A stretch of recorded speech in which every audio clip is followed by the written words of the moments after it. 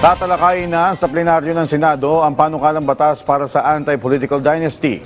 Target itong maipasa at maipatupad sa 2028 national and local elections. Yan ang report ni Luisa Erispe.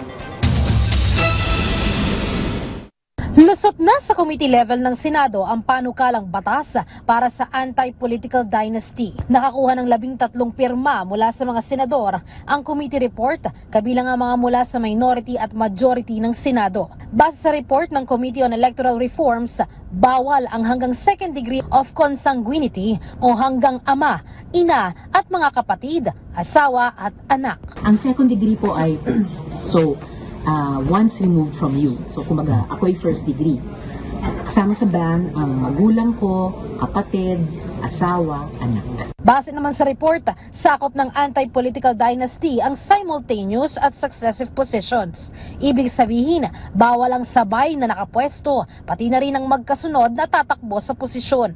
Parehas naman itong ipatutupad sa local at national position, pero magkabukod ang bilang ng mga kaanak na nasa national at local position. Ang sakop lang ay ang party list. Kapag may nakaupo sa national at local position sa second degree, bawal na maging nominado.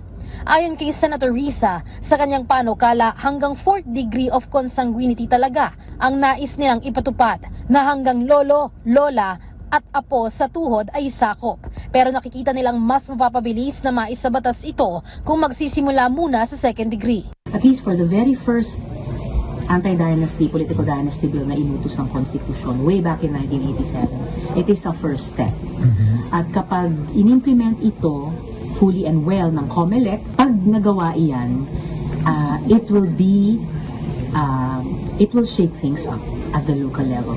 May ilang mga pag-aaral or at least isang pag-aaral na nagsabi na kung kahit to the second degree lang ang maipasang unang anti-dynasty bill, ay pwedeng umapekto sa mga 30% ng mga dynasties on the ground. Kahit naman ang anak sa labas, sakop din ng anti-political dynasty at pati na rin ang mag-boyfriend-girlfriend na nagsasama anuman ang gender o kasarian. Ang spouse ay dinedefine to include yung partner outside of the marriage relationship. So, anak sa labas, second degree, anak eh. Sakop ang hindi kasal na couple kung nagko-cohabit and nagpapakilala bilang couple.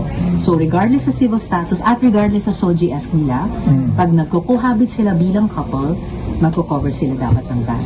Second degree.